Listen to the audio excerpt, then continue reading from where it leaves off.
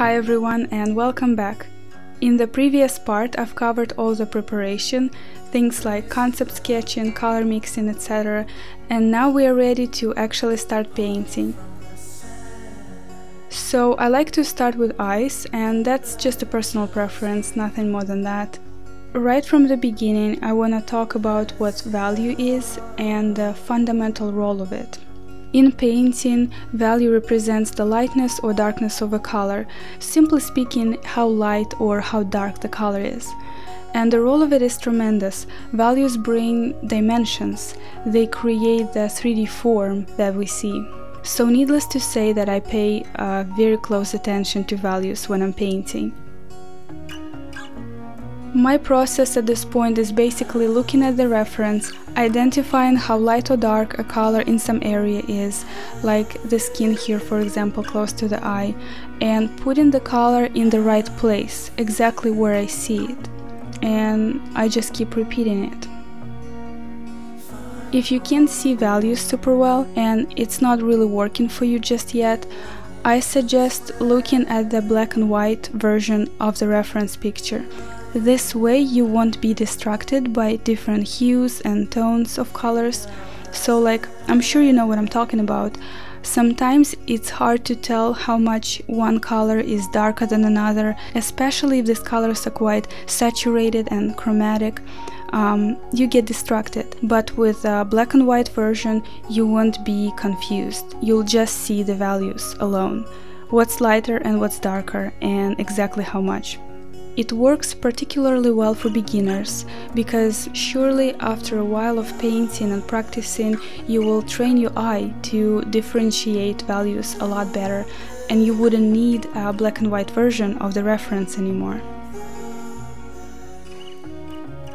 I believe with practice you train yourself to see colors better. I'd say focus mostly on the values at first. That's what creates dimensions and that realistic look in a painting. Then you have to try to get those color shifts correctly. You know, some areas are more pink, others are more greenish or yellowish and so on. To do that, you have to always compare the progress you're making with the reference picture and just pay attention to these little subtleties. Next thing I want to share with you is something more specific, and it is, no matter how white you think the white of an eye is, it's never even close. And in this case right now, it's kinda even lighter than usually, because I took the reference picture in a very good lighting, and we can see some pretty big reflections in the eyes as well that can distract us. But back to my point, the white of an eye is never white, ironically. It's much darker than you think, and it can shift in hue to red, to blue, green, etc. You have to make sure and see what these colors are by closely looking at the reference and comparing these colors to it. It's a big deal because it's a common mistake among the beginners, and actually, if you do it right, it can take your painting so much closer to realism. Continue premixing colors if you run out of some of them. It's not easy to guess exactly how much paint of every color you need.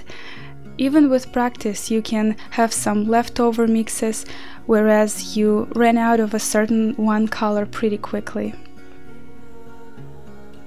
Another advice you can apply is try looking at the painting from a different angle. Especially if you think there is a problem with proportions, positions of the facial features, values, etc. It can be as simple as stepping away from the painting and looking at it from the distance. It can be turning it upside down or to the side. Sometimes I go as far as looking at it through the mirror or taking a picture of it and flipping it horizontally. It works really well. Looking at the painting from a different perspective will help you see it with fresh eyes, and you will easily spot any mistakes you might have made. Essentially, I had to cut out the parts when I step away from the easel and reflect, because nothing is going on from this perspective you're seeing. But I do it pretty often, and basically every time before or after I take a break. I would go to get myself a cup of tea, for instance, and then when I get back I would just stand there or pull the chair away from the painting, sit and stare at it for a couple of minutes while I'm sipping the tea and considering what went right and what didn't. By the way, it's a good time to mention that I'll post a slowed down version of this whole painting process as an additional part 4, so that you could see it closer and practice along with it or whatever you want to do with it. But as I'm painting right now, I'm gonna show you on the screen some of the lessons I've learned, not to-dos as I call them. These are some of the things I've learned over mostly the past year and a half. Now I want to stress that it works for me and my style of painting, and it just might not be applicable for everyone, but it's been very helpful for me to learn these things and I want to share them with you. So here they are. Don't lighten with pure titanium white. Let me briefly explain. Titanium white, when you mix it into another color, will significantly desaturate that color, will make it more gray. And sometimes even it'll make this color look dirtier, not as clean. And so if you're painting a face, it's nice to achieve that luminous, vibrant skin color. However, if you start blending pure titanium white into some area like a cheek, trying to make it lighter, you will just kill the vibrancy. If you did it before, you know what I'm talking about. Next thing, don't skimp on paint. In other words, be sure to have enough paint on your brush. I can't really put it into words what kind of difference it creates, but if you use enough paint, it will be easier to blend colors, they will apply better, etc. Next, don't overblend. And I'll explain exactly what I mean by that a bit later. Don't overdefine features. I can't stress this enough. I talk a lot about it and it's a pretty common mistake that people do. It's like we have some need to exaggerate things. We like to put some harsh lines and edges to really define features, when in reality everything is much softer, more smooth and subtle. The last thing is don't rush to fill the space. And this one is, I think, the most debatable. I know plenty of artists, and I'm sure you too, who lay the colors and cover the whole area of the face or even the whole canvas and then develop it further, work on top of it. I, like the other group of artists, work gradually, step by step. It's just what I'm comfortable with. There is no right or wrong here again, both techniques work, just find what works better for you. And that's all. I just gave you these things as a side note here. I hope you found it helpful.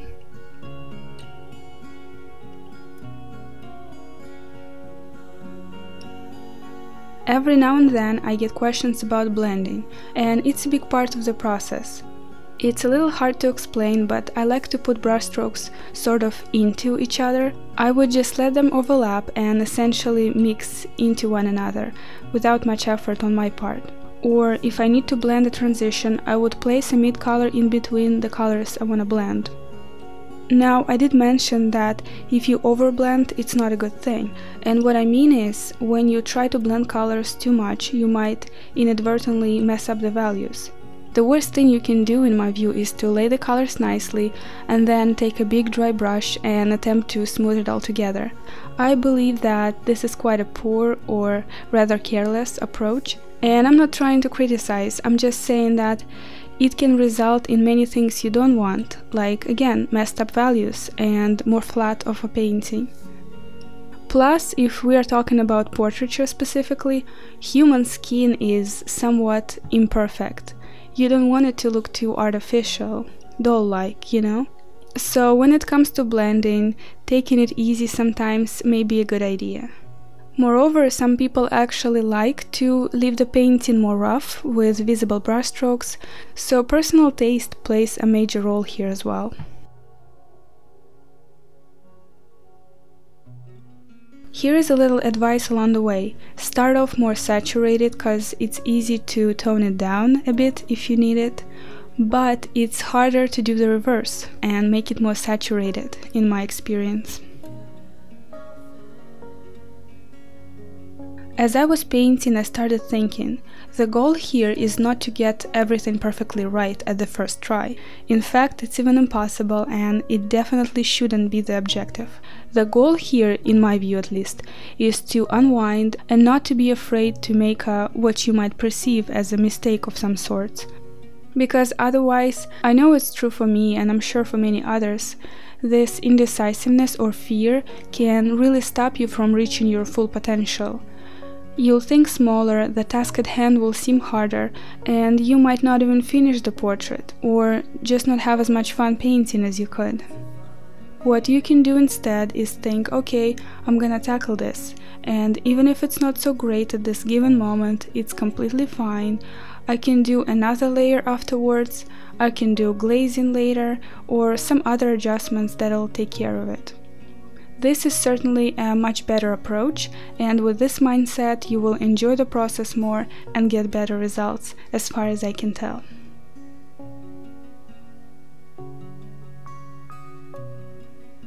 Speaking about the background, I love when it's quite abstract.